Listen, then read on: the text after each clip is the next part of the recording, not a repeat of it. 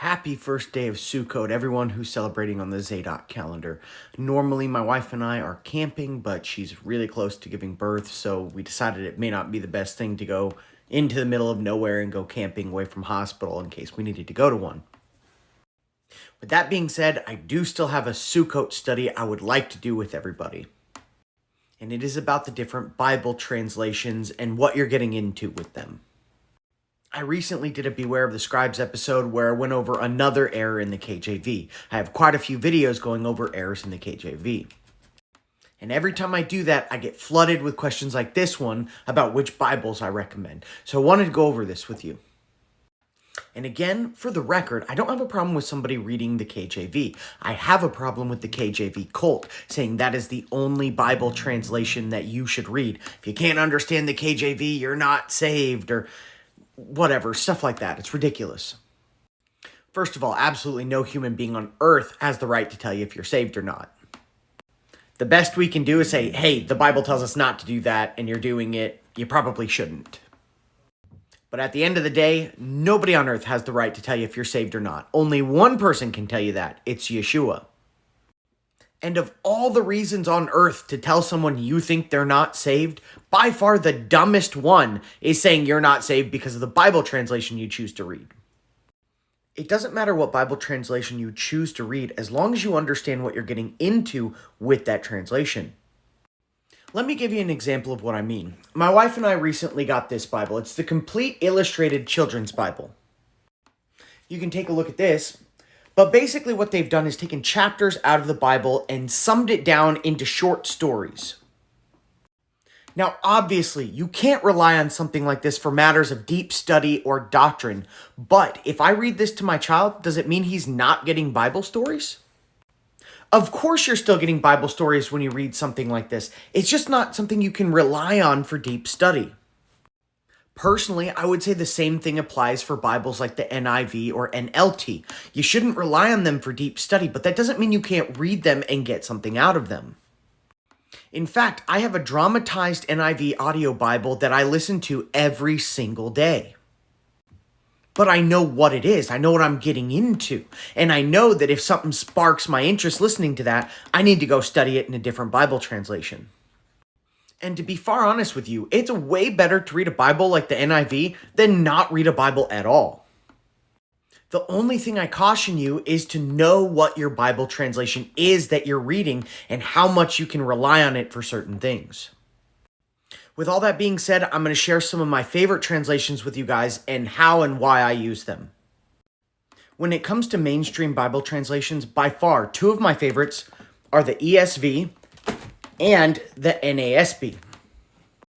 They are word-for-word translations, and they have taken great care in translating these.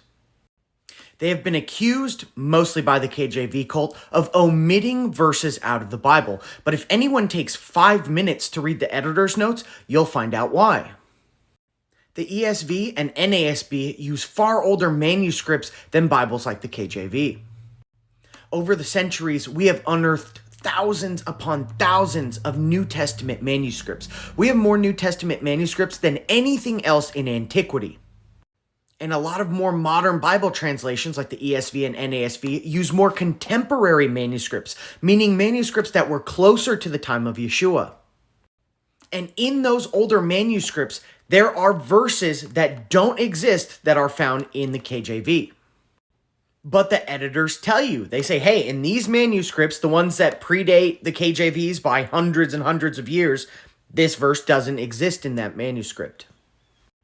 And personally, I prefer my Bible translations to be as close to the time of Yeshua as possible. You guys ever heard of the telephone game? As things go on and on and on, more likely that they're going to get stomped on, changed, altered, whatever. But that is my opinion. And I have spent a lot of time studying the ESV and NASB, and I have not found any issues that would affect doctrine, or any issues that even shake my faith in the validity of the translation. But I encourage all of you to do your own research about your Bible translations. Know what your Bible translation is. Spend time researching it. And personally, I wouldn't put all my eggs into one basket, which is why I read many Bible translations. Some of my other favorites are the TLV, the TS 2009, the HCSB. Those are all very good copies. And when it comes to the Old Testament or the Tanakh, one of my favorite translations by far is the Septuagint. And I told you guys, I like my manuscripts as close to the original source as possible, and that is what we get with the Septuagint. The Brenton's is probably one of my favorite copies. Almost all mainstream Bible translations, including NASB, ESV, KJV, all use the Masoretic text for the Old Testament. But the Masoretic text wasn't translated till nearly 1,000 years after Yeshua walked. And over the centuries, there have been a lot of accusations against the Masoretic text, that it was translated by anti-Christian Jews that tweaked a verse here or tweaked a verse there to make Christ not look like the Messiah. Now, when it comes to stuff like that, we may never know for sure.